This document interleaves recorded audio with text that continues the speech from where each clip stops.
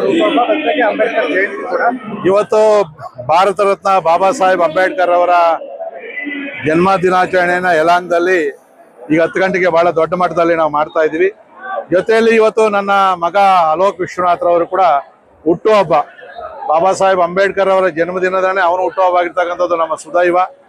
ನಾನು ಅದನ್ನೇ ಭಾಷಣದಲ್ಲಿ ಹೇಳಿದೆ, ಇವತ್ತು ಅವರು ಹುಟ್ಟಿದ ದಿನ ನೀನು ಹುಟ್ಟಿದ್ಯಾ ಅಂತೇಳಿ ಅವರ ಆದರ್ಶಗಳನ್ನು ಪರಿಪಾಲನೆ ಮಾಡಬೇಕು. ಅವರೇನು ಸಮಾಜದಲ್ಲಿ ದೀನದಲಿತರನ್ನ ಸಮಾನವಾಗಿ ನೋಡಬೇಕು ಅಂತ ಹೇಳಿದರು, ಅದ್ರ ಬಗ್ಗೆ ನೀನು ಗಮನವನ್ನು ಕೊಡಬೇಕು ಅಂತಕ್ಕಂಥ ಮಾತನ್ನು ಕೂಡ ಹೇಳಿದ್ದೀನಿ. ಮತ್ತೆ ಬಾಬಾ ಸಾಹೇಬ್ ಅಂಬೇಡ್ಕರ್ ಅವರು ಓದಂಥ ಕಾಲೇಜ್ಗಳಲ್ಲಿ ಅವನು ಕೂಡ ಓದಿರೋದು ಇದು ಕಾಕತಾಳಿ ಅಂತ ಅನ್ಕೊಬಹುದು ನಾವೆಲ್ಲ ಕೂಡ.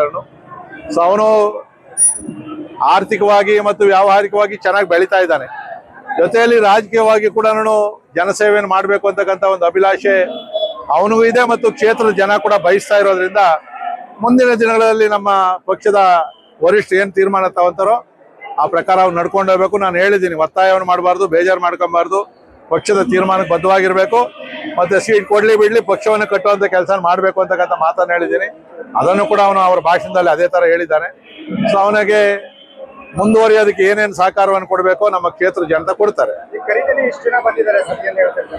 ಅಲ್ಲ, ನಾನು ಹೇಳಿದೆ ಬಹಳ ಸಿಂಪಲ್ ಮಾಡೋಣ, ಯಾಕಂದ್ರೆ ದೊಡ್ಡ ಮಟ್ಟದಲ್ಲಿ ಆದ್ರೆ ತಿರ್ಗಾ ಜುಲೈಗೆ ನನ್ನ ಹುಟ್ಟದ ಹಬ್ಬ ಇರ್ತದೆ ಅಂತ ಹೇಳಿ.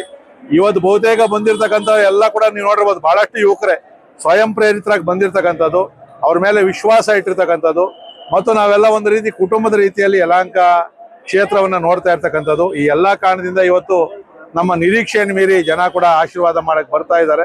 ಸೊ ಮುಂದಿನ ದಿನಗಳಲ್ಲಿ ಅವರ ಋಣವನ್ನ ನಾವು ಕೆಲಸ ಮಾಡೋದ್ರ ಮುಖಾಂತರ ತೀರಿಸ್ಬೇಕು.